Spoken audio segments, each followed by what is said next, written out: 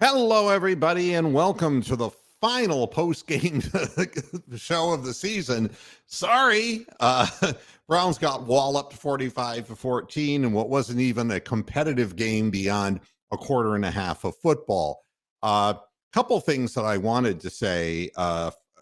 First and foremost, I take from all these things constructive things as far as, because I know I'm going to be doing halftime and post-game shows next year and what the Browns need to accomplish. And we'll be talking about that in more detail as we do Monday's show and move forward. But it's obvious the Browns have to get a running back somehow because Jerome Ford isn't it. He stops running. He doesn't have vision, and he's just not good enough, to be a starting running back or even maybe an NFL running back. He's really gone backward, doesn't know which way to go. David Bell may have saved his roster spot next year because he caught everything that was thrown to him, and that's good. I thank God, based upon it, I knew it wouldn't be very long before somebody mentioned Deshaun Watson. I thank God it wasn't Deshaun Watson playing who threw 2 pick sixes, or else there'd be a lynching. But it's okay for Joe Flacco. 10 interceptions. That's okay. He's white. And I'll keep saying it over and over again. Nothing against Flacco. Flacco, to my way of thinking, he's made enough of a name for himself where he can get a job next year. This showing really not going to help him as far as becoming a starting quarterback anywhere. Anyway, we're going to bring David Talevsky in. Hi, David. What's going on? Nothing much, Moo. Yeah, I mean, this is a thorough trouncing, and nobody can say that it was the referees. This is a much better team, much better coached, much better prepared for this football game than the Cleveland Browns. I'll say this now. I can't even sit there and blame Stefanski. I don't think I see one thing he did wrong. No, I mean, quite honestly, they were prepared. They just played better. It came down to one game in Houston, and the rookie head coach and the rookie quarterback played with composure and purpose. The Browns defense didn't show up. I really wish, honestly, I wish I had inside contacts, because this defense didn't look like the same defense since Jim Schwartz shot his mouth off that he was wanting to be a head coach again. He can go. As far as I'm concerned, he can leave, because you don't do that. And I said this before the game, and now I'm just going to be forced to wonder if the players felt an emotional letdown when it looked like he was using his momentary fame, Jim Schwartz, to find his way to another team. And I don't think we'll ever know that, although I know as a business person, as a sensible person, that that's not normal for a person who's employed by one organization to stand up at a presser in the week that they're going to the playoffs to play a do or die game to say, oh, and I'm available to be a head coach. I want to be a head coach again. That's not normal. And, and again, you can say it's his attitude and all of that. You can say anything that you want to say about him, but it is about his color, because you're seeing, I want to say something else based on this, Keith, and I want to say this to everybody else in the chat room. D'Amico is the coach of the year. He's the coach of the year. If he doesn't get the coach of the year, then I'm going to be screaming about that too. And that will be that. And I'll leave it at that. Is Keith talking about Deshaun? Yeah, what is he supposed to do? He's supposed to sit there and cry on the sideline? I mean, nobody's under scrutiny like this man, and it's because of his color. People don't like the fact they trumped up a bunch of charges against this guy. He had horrible judgment. He was doing stupid things, and the Texans organization was helping him do those things. That's what's so quickly forgotten. They set up the room for him. They knew what he was doing. Here's my thing, Moo.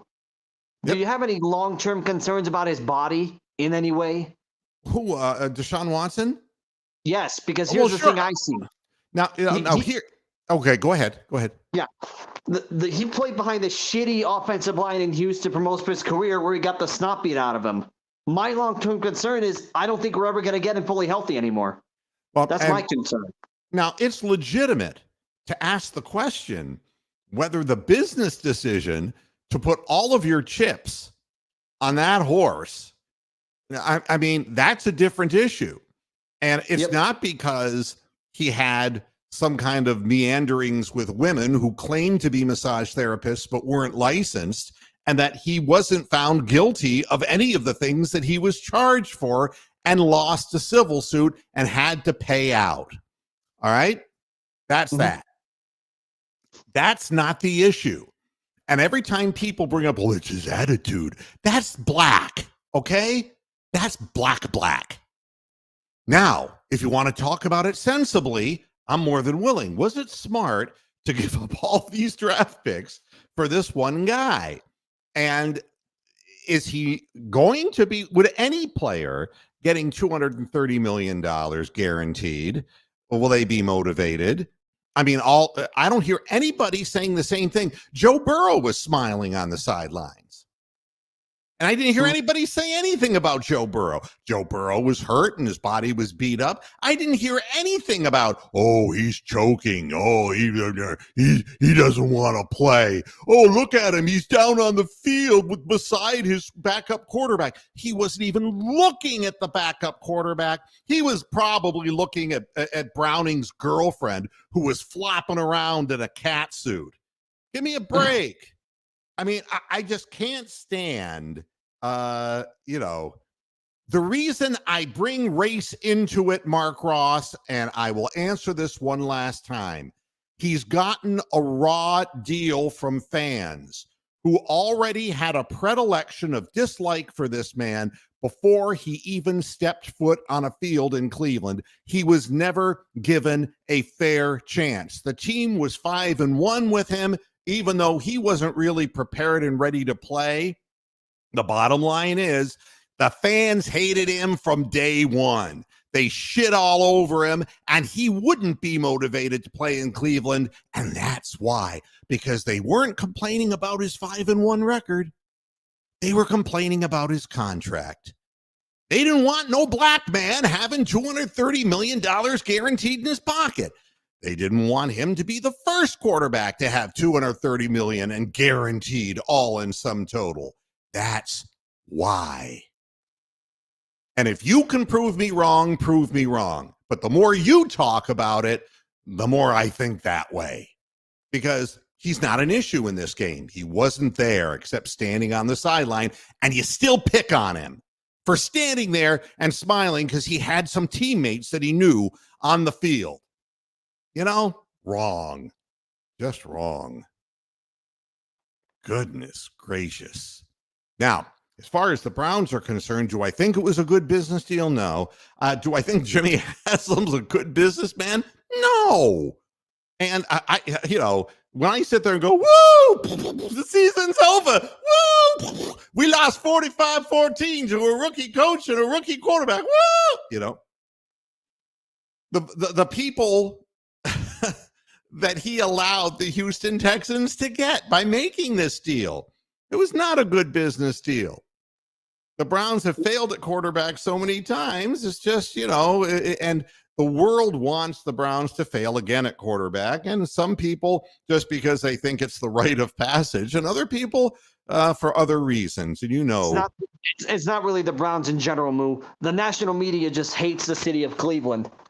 They don't look at it as a big market. They look at it as, it's the dump where the river caught fire. Well, dealing with Rich Eisen and something like this, I mean, Rich Eisen has been a hater of Deshaun Watson since the get-go on his talk show, and it's pathetic that he would be the one.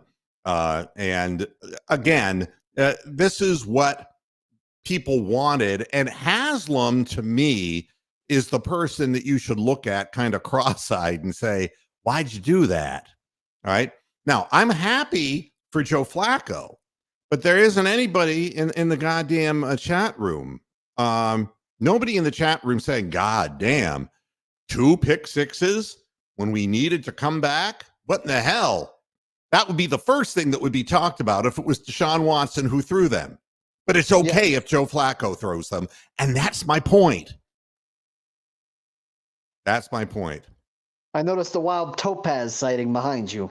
Oh, yeah. Topaz was fired up. Did he finish the game? Did who finish the game? Topaz. Oh, yeah. He was with me, snouting me. He's poking me with his nose, saying, when are we going to start the show? Did you enjoy the game, Topaz? Yeah, he really loved it. Nobody wants to end a season this way, and the Browns were a fun story, and it definitely was entertaining. You kind of felt that some of it was smoke and mirrors, some of it was just a feel-good story for Flacco. I felt good for Joe Flacco. I don't know whether Joe Flacco should continue playing in the NFL just for his own health. If he wants to, he can. He's going to get a job somewhere. I don't know as a starting quarterback, but that's that. And here's the things I will say. Number one, we need to figure out the safety room. Thornhill is fucking garbage. I want him off this team. Yeah, I don't think that he's a solid player either. And, but the fact of the matter is we were running people in and out of there. I mean, Ronnie Hickman made a boneheaded play, and they were picking on Greg Newsome. It looks like a midget out there. Exactly.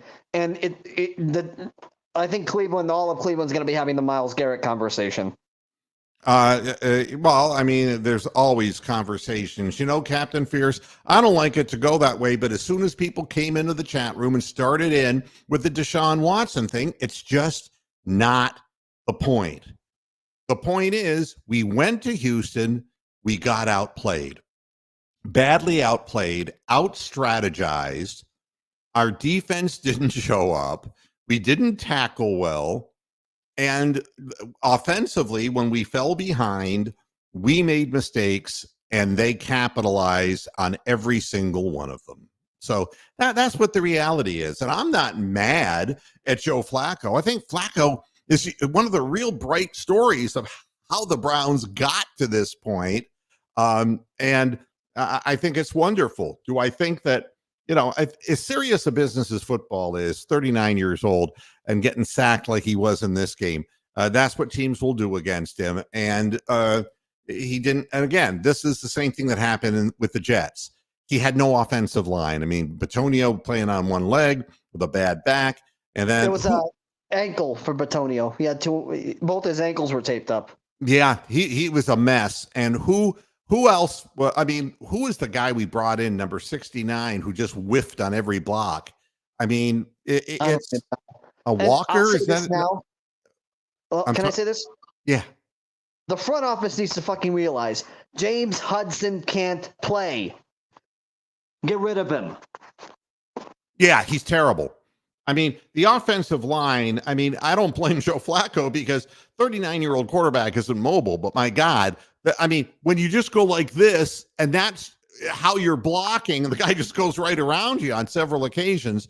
James Hudson III and Jerome Ford, the two entries from the University of Cincinnati, you know why they were Bearcats. It's not major college football.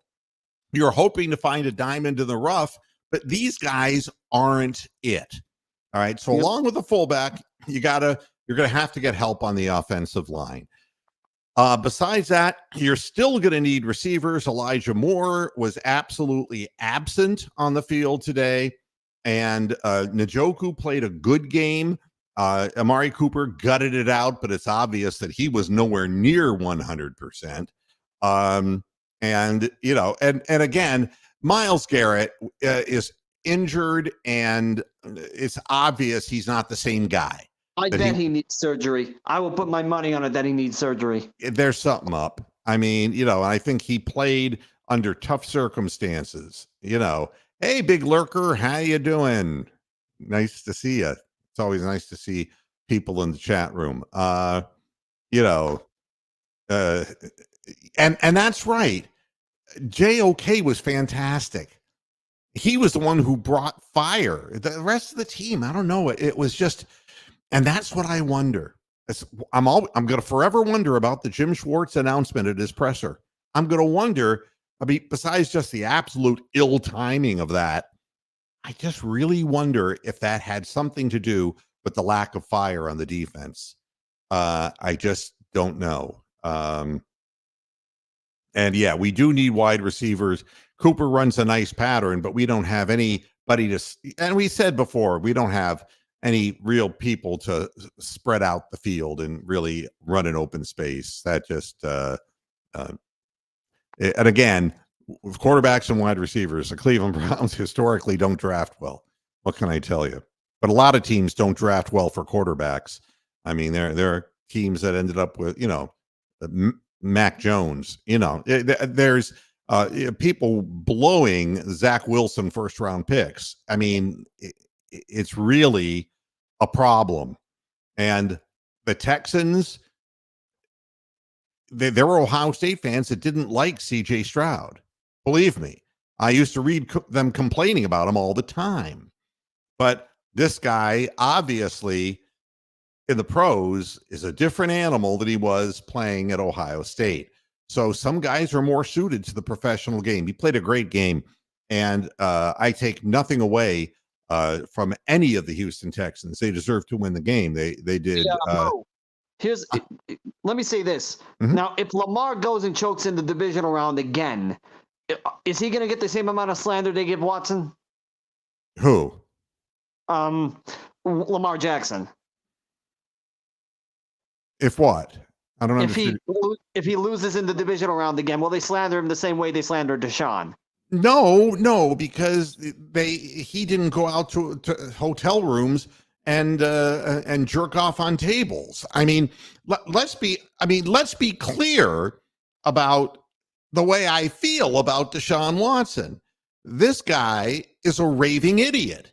I mean, when you have a high profile and you're a star athlete, you got to keep your nose clean. And it just seems remarkable that not only he, but the team was assisting him going to public places and not setting up the women for him if that's what they wanted to do. Instead, they let him go to Instagram, where God only knows what kind of feeders who are waiting for payouts, are going to be looking for. And I see the comment that the guy put up. Did he not see how many tackles Thornhill missed out there? The guy hasn't made one impact play all season. How can he be an upgrade? Well, he's saying better than Sendejo, who was 3 steps slow. I mean, I understand what he's saying, but no, he's not an aggressive player, and he's not a smart player. And again, you can see that this is the other thing that you'll see, and it's like, okay, then you can go away. You can go away. You can become a Steeler fan, like this is probably what you are. Why did he put an apostrophe in it? Because that's what I'm wondering. Pittsburgh fan. And can I speak on that? Wait, here comes Josh Dolan. This is a first timer. Josh Dolan. How's it going, boys? Hey, how are you, buddy? First time in the studio. How's it going, boys? Yeah, well, it's been better. You picked a very. I'm doing awesome.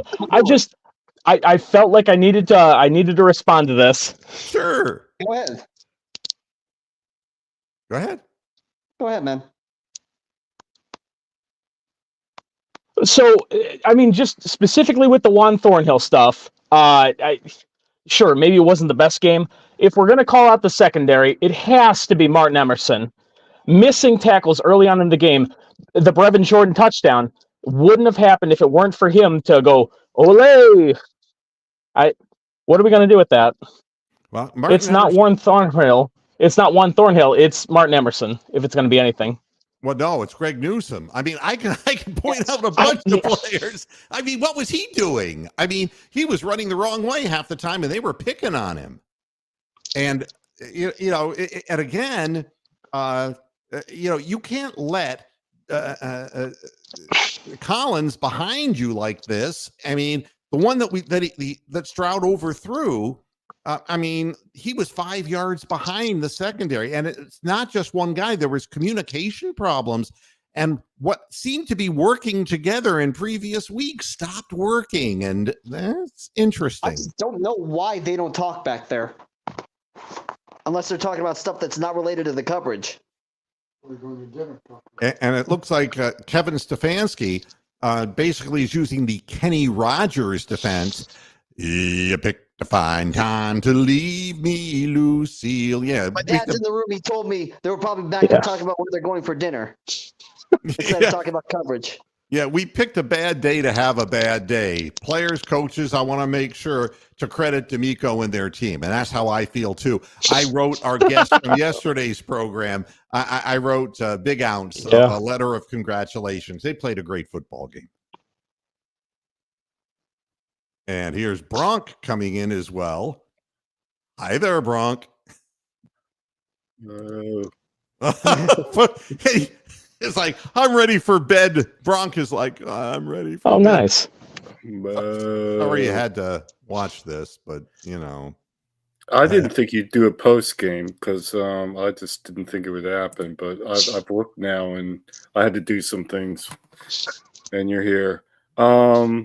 You've probably already said this, but the momentum changed on that phantom pass interference call that wasn't called.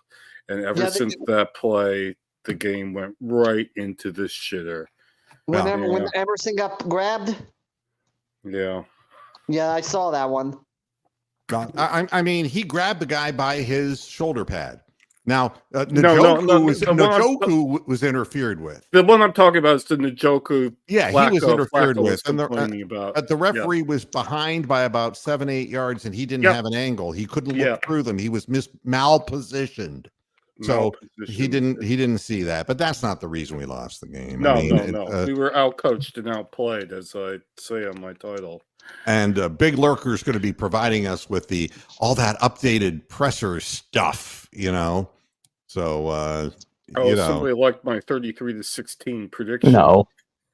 From the previous. Outplayed more than outcoached, but yeah. Yeah, I kind of agree there. Outcoached, totally. They were prepared. They really played a very disciplined game, and they looked like the calm, composed team, and we look like the rookie team. Running around with its head cut off. Yeah, I'll be honest with you. This is the matchup I didn't want. I just did not feel this was a good matchup for us. Sure enough, it proved it. Wow. Well, I mean, Eddie, look, let's be honest, though. David, if we lost to this team, we'd have lost to every other team in the playoffs. Correct. We're the worst team in the playoffs because the first one bumped. And you tell me who we would have beaten. Maybe the Steelers, we beat them. But playing like we played today, we weren't beating anybody. And every game. I would agree with that. Yeah. But every game we would have played would have been a road game anyway. And if this is all the better, averaging 29.7 points to give up on defense on the road this year, that's the bottom line. Yeah, and watching Flacco. No, especially with the Steelers defense. Yeah, I mean, I don't know really what to say except the Browns had a chance to show something, and they showed the wrong thing. They showed their ass. And sometimes that's what happens. I mean, it was like watching a riverboat gambler going all in and knowing that he only has, like a pair of twos. It was just sickening watching that. It's really funny. Mark Ross is going to keep pushing the point. Yeah, like I am a racist against whites. I mean, this is really incredible. I hated my mother and father. They were a couple of kikes. Fucking white Caucasian Jews. I hated them too. Everyone I went to a lily white high school. Oh my God. I hated those people. You know why? Because they ate Wonder Bread. Fuck these white people. You go on and you carry on. If you want to defend your feelings, and I'm sure you will, you just go into the booth when it comes time to vote and you vote your man. Okay. But I don't want to hear that shit from you because the bottom line is I'm colorblind. You don't hear me say anything bad about D'Amico, You don't hear that. He's the coach of the year. You don't hear me saying anything bad about Kevin Stefanski today. And he's a white guy. He's as white as they come, Ivy League white. So it's not me making a racial case. It's me sitting here doing shows for 20 years. I've never, in the 21 years I've done this podcast, I've never in my life seen such hatred for one player as Deshaun Watson. I've never in my life seen anything that even came close. And it shows the ugly side of America. And I'm sorry, I'm not going to defend this country against racism that is overt. And the fact is, I understand Deshaun could have said no. And the women could have said no, but no, after it happened, they texted him back. Look at the fucking court records. Jesus Christ. You folks don't want facts. You just want conspiracy theories or whatever hatred bubbles inside of you. Just crazy shit. It's not race theory. To you, it's race theory. What kind of a comment is that? Race theory. We're human beings and we're all fucking equal. What's so hard to understand about that? God almighty.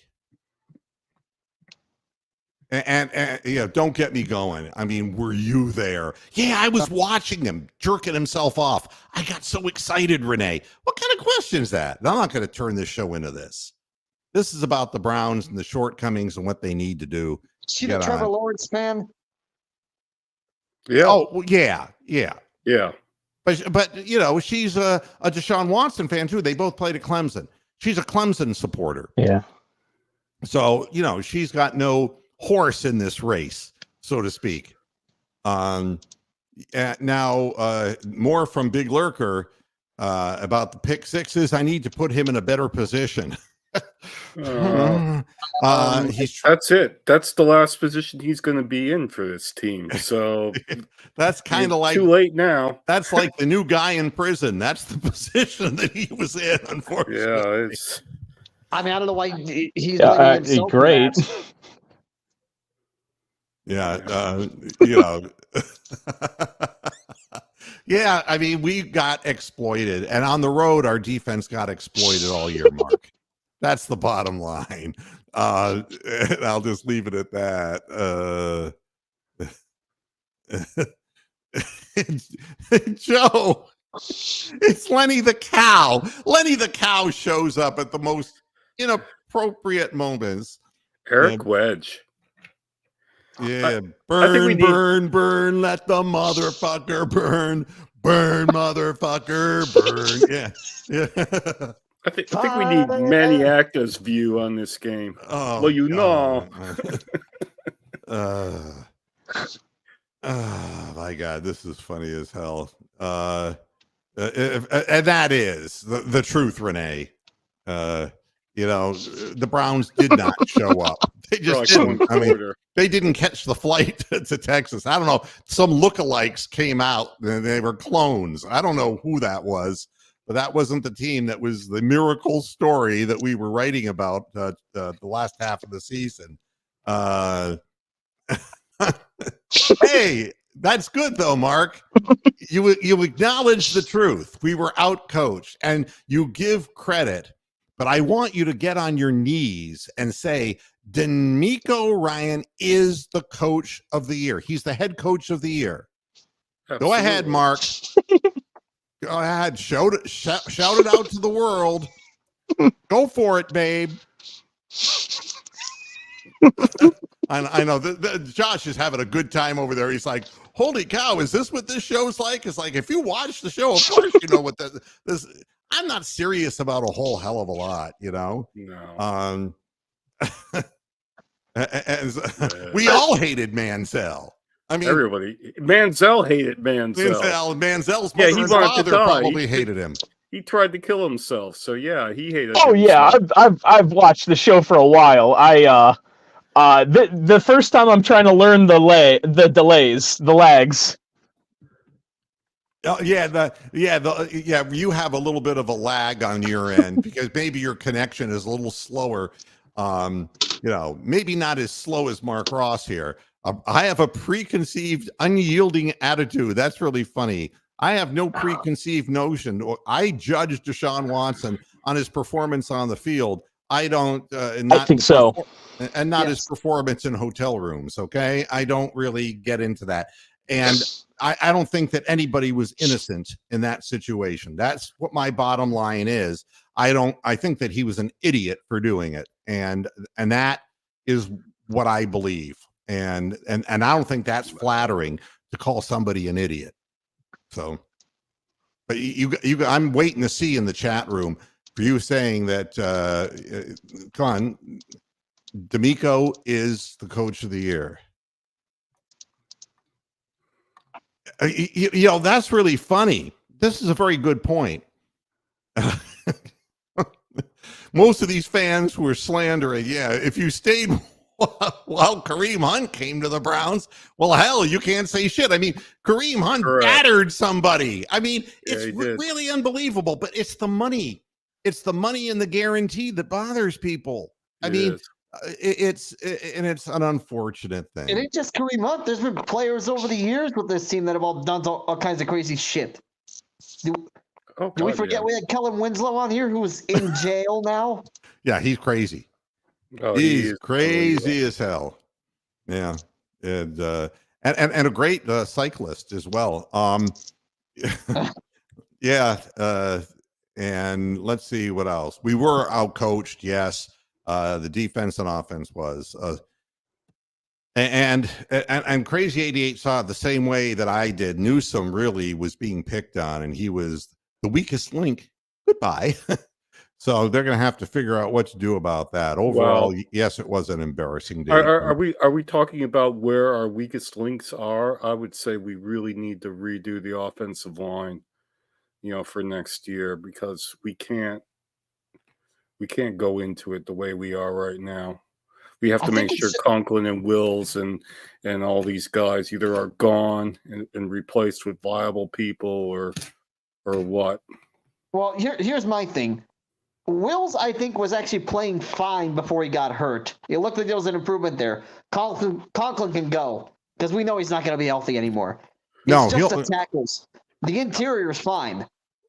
Well, they're old, though. Yeah, Batonio. They're old, man. They're one step from the morgue. Are you kidding me? Yeah, I mean, yeah. If we go into next year with those same three guys in the middle, expecting them to play 17 games and then 3, 4, 5 playoff games, it ain't gonna happen.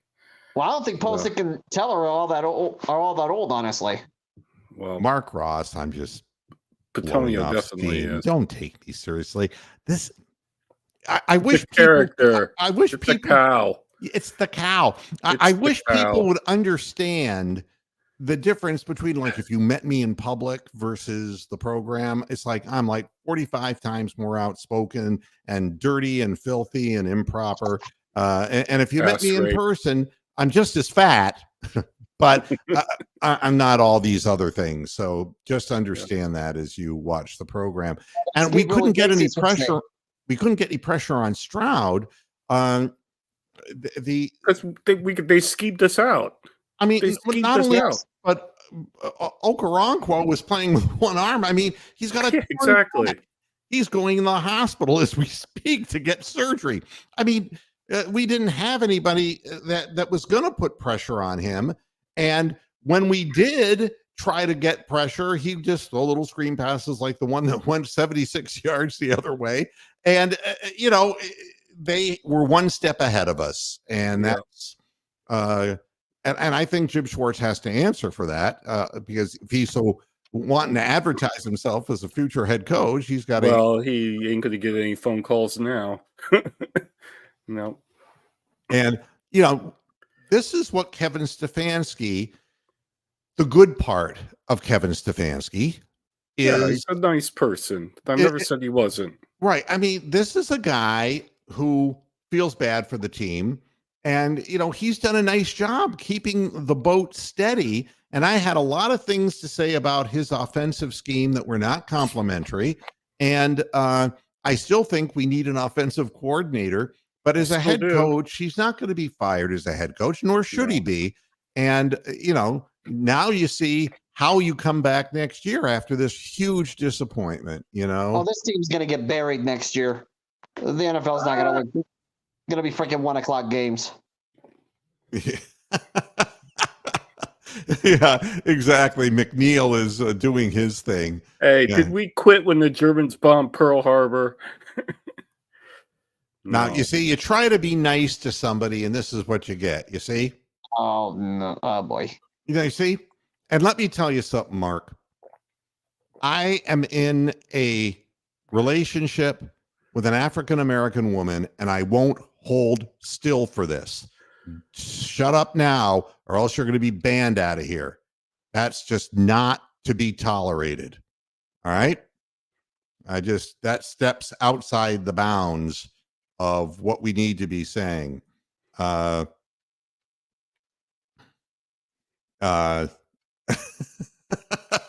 It is unhinged. I think the whole, I mean, people come in here to hate, and I can't,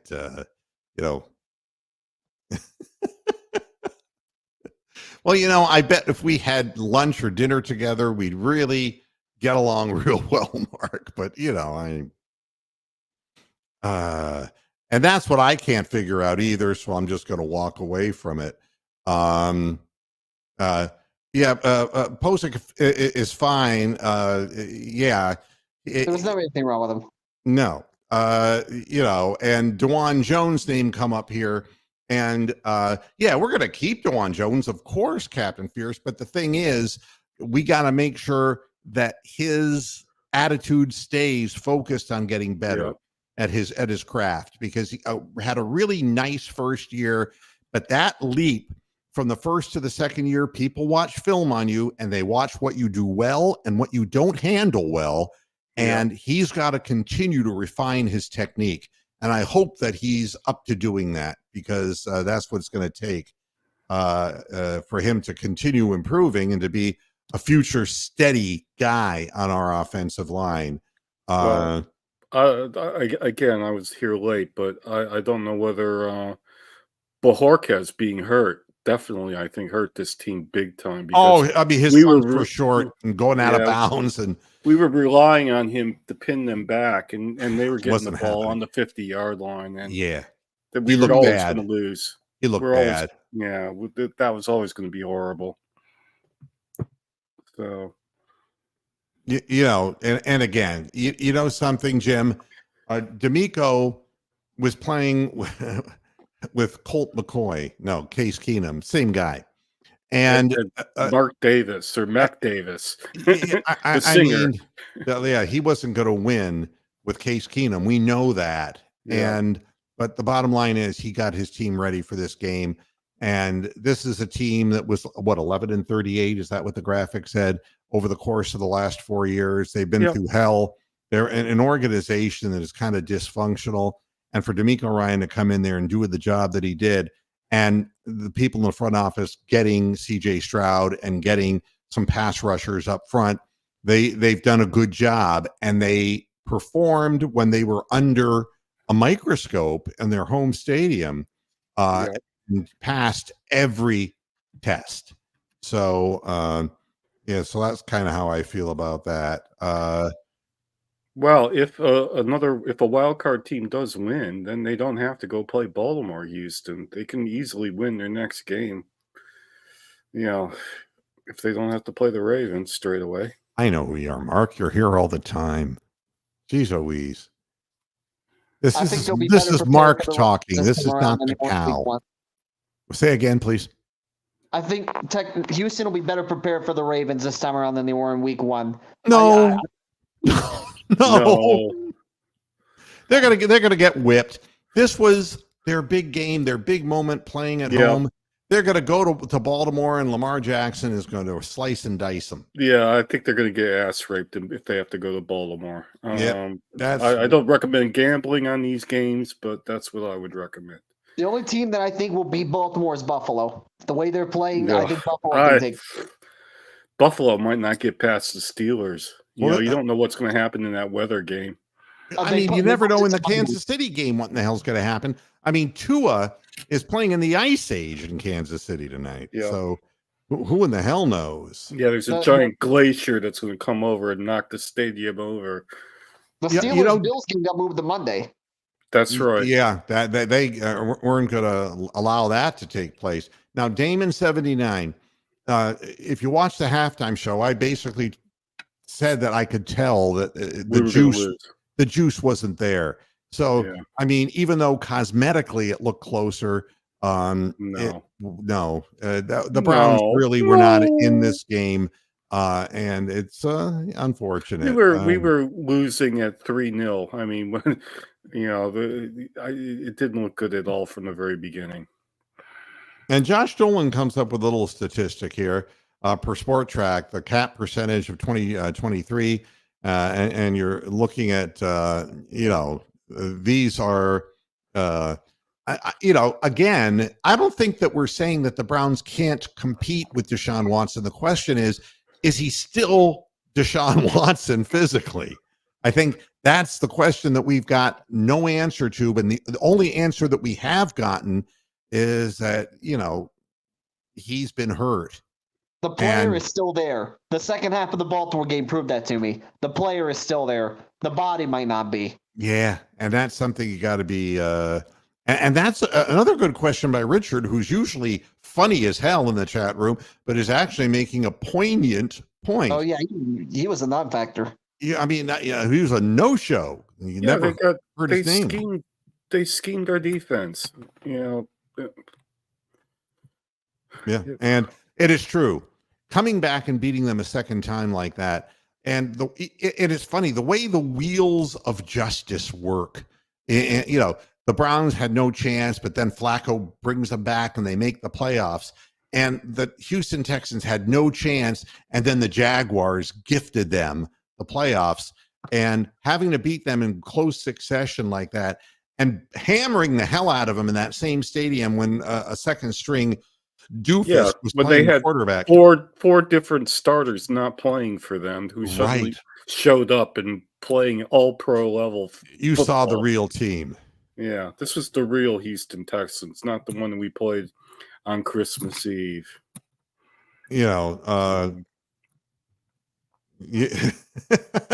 Thanks, Renee. Enjoy the second game and put on your earmuffs. Wow. It's going to be a cold one. But the memes are absolutely brutal already out in the internet. They're absolutely brutal. The fact is, most of them are coming from fucking Steelers fans. Yeah, but this is what we've become, and social media is a reflection of what we've become, and it's more important to express anger and to express hatred. And what I did on yesterday's program, the whole point of it was to have a Texans fan on so that, we're fans. We're not participants. We're not gladiators, for Christ's sake. We're just commentators. And, and we're fans. And if we can't talk in a friendly manner to one another, either fans of the Texans, the Browns together, or Browns fans, if we can't even communicate on the same level, it's a sad thing. And it's a reflection. All you have to do is take a look at the political debates that are going on. And it just starts as an argument and a hate fest. Everything in America has just turned into this diametrically opposed head butting against head thing. And it's unfortunate. And social media is a great perpetrator of this. And the fact that we have to play the second toughest schedule next year. But that's what it looks like now. But injuries and that to these other teams. Exactly. We thought our schedule was going to be easy this year, and we ended up getting beat by the Broncos, and we got beat by a couple other teams that we were quote unquote supposed to win. But we, so who knows whether it's going to be the second toughest. I think we'll never know the answer, Big Lurker UK, but I think it definitely has an influence because everyone's so high. It's like, oh, this scheme is great. We're going to get better at it. And then all of a sudden, no, I want out. I used you guys so I could be a head coach again. Now, how do Yeah. you go back to these players and convince them that that wasn't the case? It's just more organizational bullshit. And it's one of the reasons why, I mean, Jim Schwartz is a very qualified defensive coordinator. He's a lousy head coach, and his Well, record proves it. He doesn't know a thing about offense.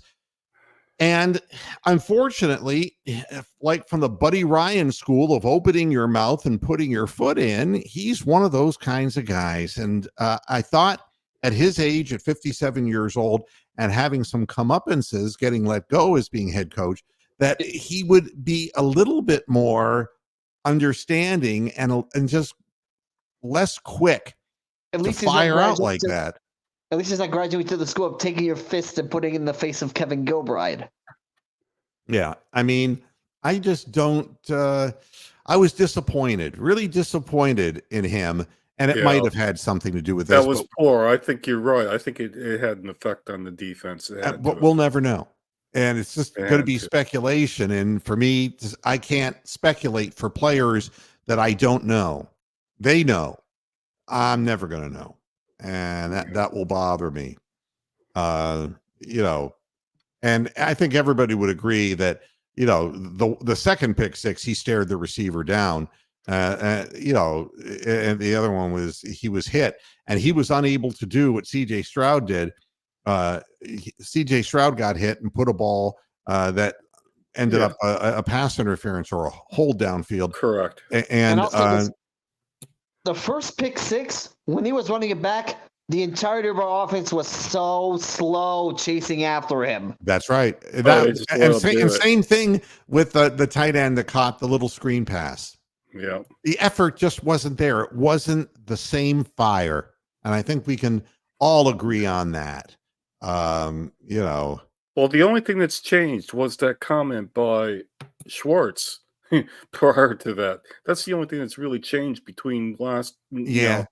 Yeah. So I I'm get gonna go with that theory that he killed the defense by coming out saying he wanted to be a head coach. And Damon, the first interception is the thing that I talked about first and Oh, foremost. it's just Flacco being Flacco. My God. Well, no, the Texans did what they had to do. They put pressure up the middle. And if you can, and I've said it about 10 times, that Flacco will throw the ball off his back foot, and that's when he makes mistakes. Yep. And sure enough, he didn't have the arm enough to throw the ball out of bounds, and he looped one up, and the guy just picked it. I mean, your mother could have caught that ball. Correct. You know, so I mean, there's a good illustration of the weakness of Joe Flacco. And that has never changed for the time he's won a Super Bowl to the present. Got a big arm. He's not mobile. And if you put pressure up the middle and force him off his back foot, he'll make mistakes. Well, I think that's his last game. I don't see him playing for anybody. You know, let's see what else. It's Chua cold tonight. Isn't that the truth? And we can cheer for the Lions. I mean, the fact of the matter is, if you're football fans, you're going to continue watching games, and the sun will rise tomorrow. And it's not that big a deal. I don't see that happening with the Lions. No, I don't think anybody really. And I didn't see it for the Browns. I was hoping that the Browns could get by the first week, but I figured the second week we get beat.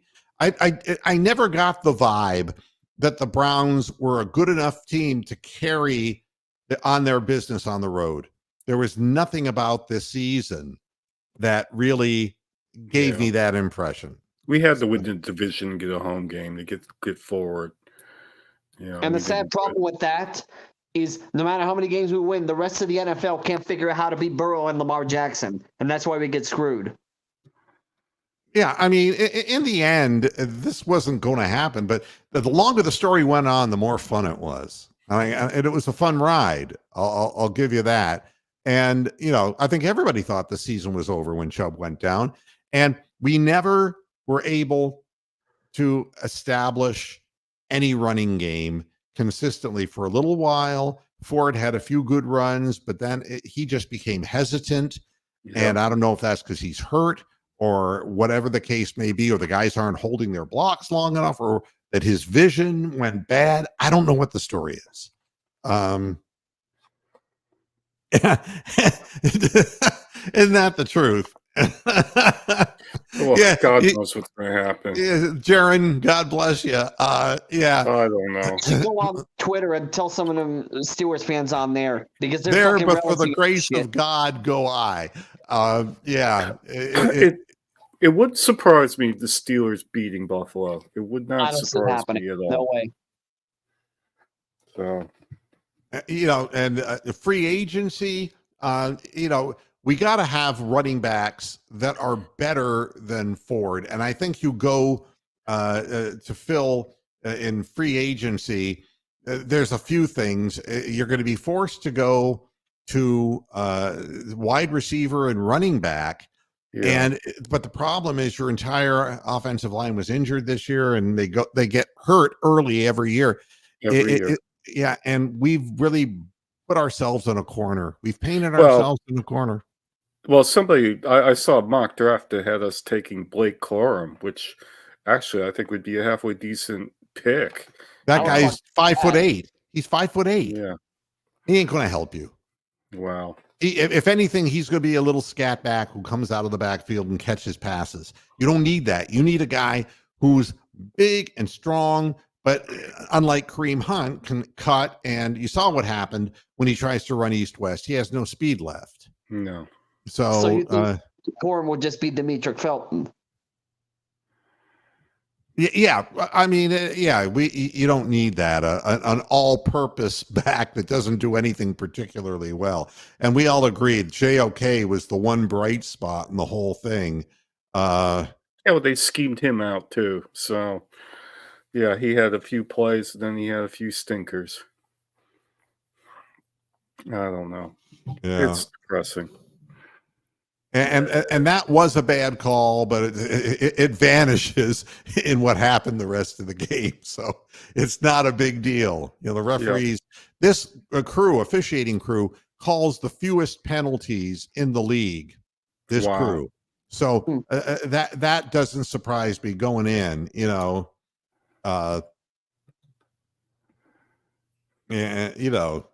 And Big Lurker, no, thank you for hanging out in the chat room and providing us some of these quotes from the press conferences. You take your rest and get a good night's rest and attack tomorrow's day with vigor. Quarter past one out here for Big Lurker and me. So yeah, you guys, after the first drive, Miami's already down. How about that? In that cold weather? Good luck, Tua. Fuck the Dolphins. Yeah, I mean, that's a team that's kind of built on a shaky foundation as well. So, you know who belongs once you get into the postseason. Unfortunately, we didn't belong really. You know what we were like? We were like somebody who went to a country club with a guest pass. Yeah. You ain't going to get back into that country club again. So, all right, everybody. I'm going to be back on the air on Monday talking about more of this. And can I make a point move? Say I'm what? going to say this. The reality is we might have a fully healthy team next year, and then we fucking wind up underperforming again. That's where I'm at. You never know. Every season brings something different. And, what I'm going to be interested in is, what physically is going to be left of Deshaun Watson and how the fans will end up turning against him at the very first opportunity. It's an unfortunate thing, and it is something that will plague him for the rest of his career in Cleveland. That's much of what Nick Chubb's going to look like. Well, I don't think Nick Chubb's going to be playing. I think he can't play next year. I don't think so. No. They said at some point next season he'll be back. Oh, that's what they said. But yeah, he's going to be a step slow. No, I don't think so. Don't make him play next year. Yeah.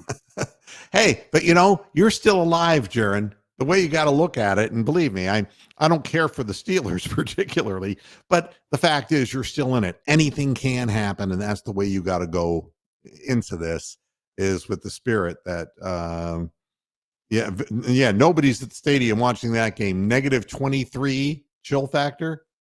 Yeah. Wow. Well, nobody's watching it on TV either because they can't get fucking Peacock. yeah, So, that's true. That's true. I got it here because it's a different system. It's on NFL Game Pass here. So Yeah, and that was my favorite Rich Eisen quote, and I'll get out of here. And coming up next, Taylor Swift. And it's like, no, it's a football game, you asshole. What are you watching? I mean, coming up next, Taylor Swift. Do you know what that dickhead did? What? Rich Eisen. I'm watching NFL Network right before the game. They do their picks. Everybody on NFL Network does their pick. And the little helmet comes up. They all picked Cleveland, all 8 of them. So what Rich Eisen said to the camera goes, we got to go get a photograph of all of us behind our picks so that when the Browns lose and Houston wins, somebody can make a meme out of it.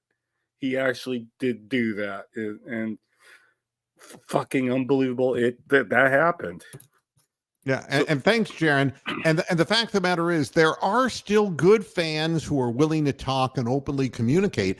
And if people come in here and they just get aggressive and it's like, fuck the Browns, I'm not going to take real well to them. And if they're going to come out and a guy who can't even defend himself, he's standing on the sideline in the town he used to play in, and after the game, he's happy for some of the people in the fan because he was in Houston his whole professional career, and they're going to rip him for that.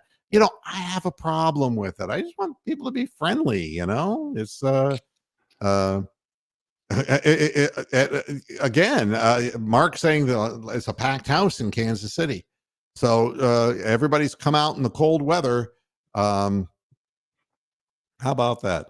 Yeah, I think we all hate Rich Eisen. I think Rich Eisen is poison. He's contemptible. He really is. That's really funny, Greg Smith. He goes, most of us stumble into this show. And we can't find our way out. It's like a black hole that sucks us in. That Geico advert. But what's funny about it is I have this pride factor. 21 years of doing this. I'm the first person who did any sports podcasting in Northeast Ohio. I was one of the first people in the country to do a daily podcast program, and I just don't promote it because if it starts feeling like work, I don't want to do it. I worked. I'm done. I'm retired. I don't want to do that. So, there would be more people here if I got off my fat ass and promoted it, I'm sure. But the fact is, And, Mark, thanks a lot. I appreciate it. I enjoy doing the program, always have, and we'll continue to do it. It's not like, we lost, so I'm never going to do this again. It was fun. It was a fun ride this year. And it's true. They didn't even have the word podcast. And, it didn't exist. And what was funny was Adam Curry, who was the guy who coined the phrase podcast. All right. He was a former VJ on MTV. And he and I were buddies because he did a promotion for us in Flint, Michigan for our radio station. And I got to know him and was talking to him online. And we were just talking about radio all these years. He created a place called Podcast Alley. And that was the earliest podcast aggregator site. And the few people who were doing podcasts, he would list your show for you.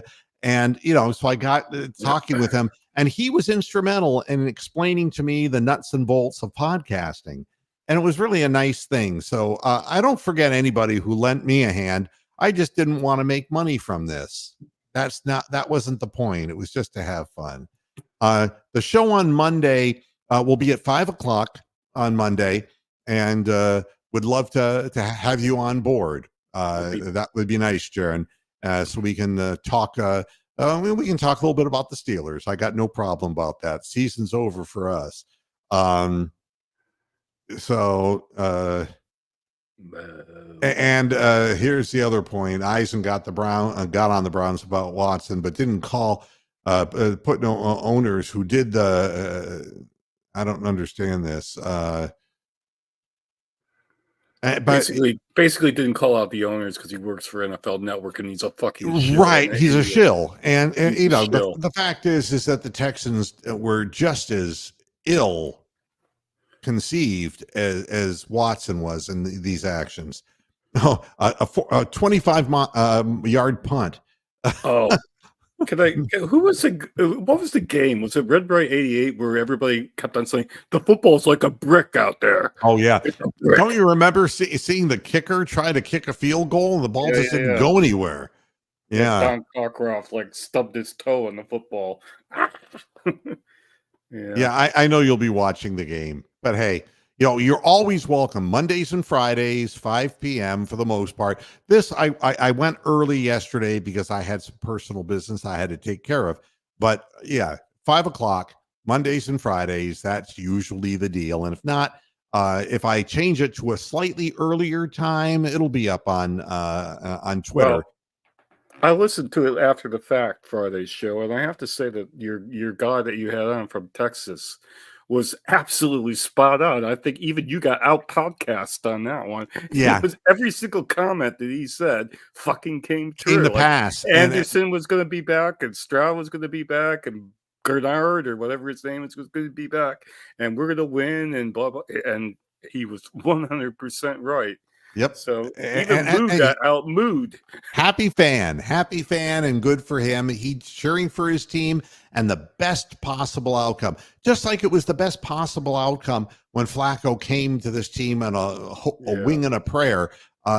Good fortune. You can't get down on somebody because they had good fortune. It was a big win for them. You didn't make a moo, though. So if he comes back on Monday, you have to make a moo. Yeah, I'll write to him and tell him he's got a moo. I forgot about that. Moo. Thanks everybody for tuning in. David, thank you as always. Bronk, thank you. And thank you to the people in the chat room. And it was another interesting season with a disappointing end. I'll see you all again on Monday. Until then, hasta la vista, pasture heads. Good night.